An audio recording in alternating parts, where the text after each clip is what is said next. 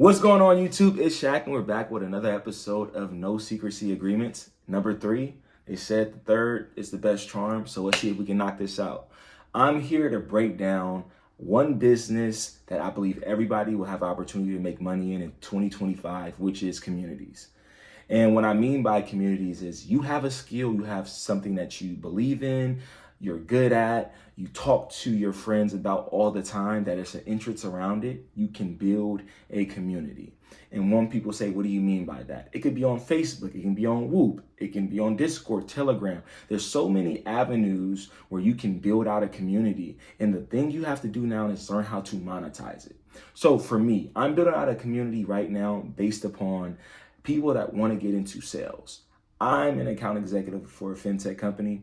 So for me, there's people who didn't have the sales background like myself. I came as a chemist. I went from chemist to salesman. And there's multiple people that are going into the sales realm. However, most people are like, I had a BA, a business degree. I did marketing. So they're having a difficulty navigating getting into sales. So for me, I'm like, well, that's a way for me to not only build out my community and be around like-minded people. However, I can help somebody get into a place where not only they're making money, but they're happy and they're thriving. So when it comes to a community, you need 3 things. You need an ethos, and ethos just means there has to be an emotional draw to it. Pathos, you need for that to make sense. If I join this community, I get what? I get friends, I get talent, I'm able to upskill, and I need to be able to find a job. So if that is what my community does, it has an emotional tie, which is they believe something can happen from it. 2, they have the opportunity to build a community. And then 3, you have to deliver. And the delivery of that is they're able to get a job once they work in my group, and they can get friends from having opportunity to be with my group. So when you think about building out your community, you have to have an understanding on what is the end goal for your community. And everybody may not want to get a job. They may just want to be around people. So understand everyone may have a different reason. I know the people that's joining my community want to be in tech or in sales. 2, they want to make money. And 3, they want to be around like-minded people.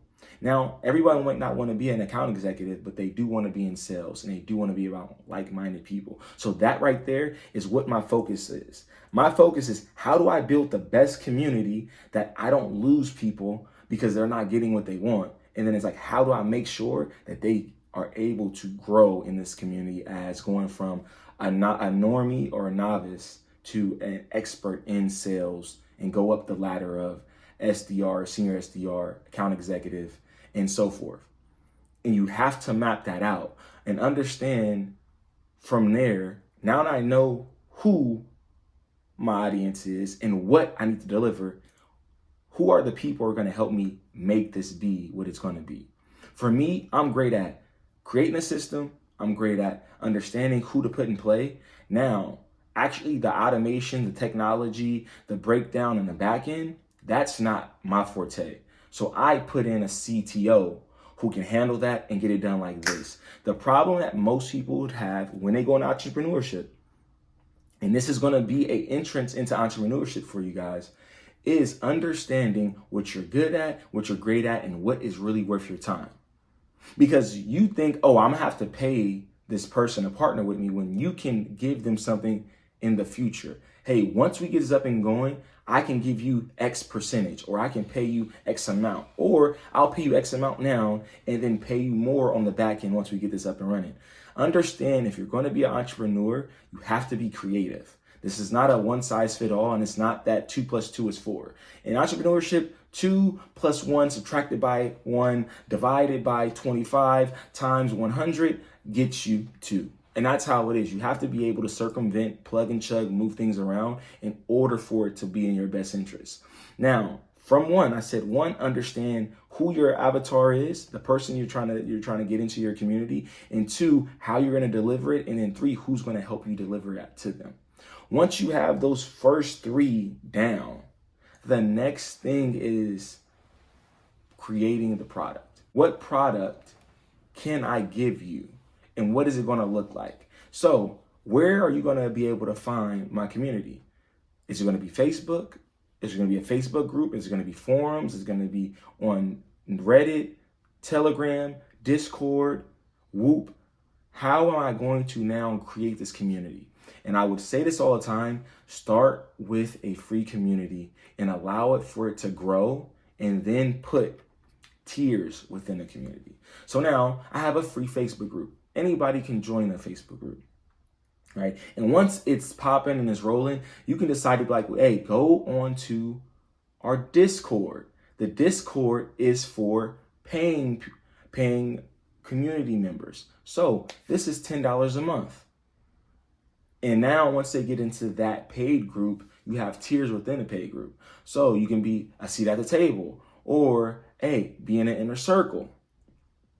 And then the circle may be $25, and a seat at the table may be $20. So now you have tiers, and you have a funnel from your free community in Facebook that then had people leave Facebook to go onto your actual website where your group is on with Discord or Patreon or Telegram, however you want to place it. And now they're paying you $10, $20, $25 a month. And let's say you had 1,000 people on your Facebook community, right? Now, out of that 1,000, 100 came over and it's like, we want to pay. And 30 went to the $10, 30 went to the $20, 30 went to the $25. So you look at the numbers, 100 people came over.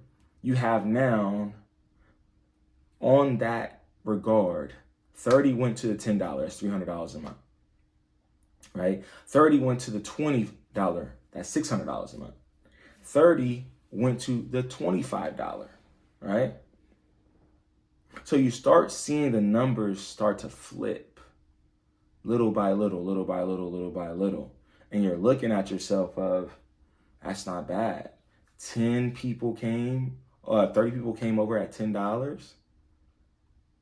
I'm getting some good money. Now you went from a free group that didn't make any money. Your value was upfront. So you're building it out. You're learning your systems, how to interact, who to moderate, how to have files put in place, when to do lives. All those things help you when you have a free account. And once you build out the paid, you already know what to look for, how to interact, what works the best. So that then allows you to drive up value. People can then be like, it was worth it, me paying for this. So you went from $0 to potentially, let's just say, making just about, let's say $2,000 a month. And from there, they may want coaching. So now coaching is $1,000 a month. And out of those 100 that came over, 10 want coaching. That's 10,000.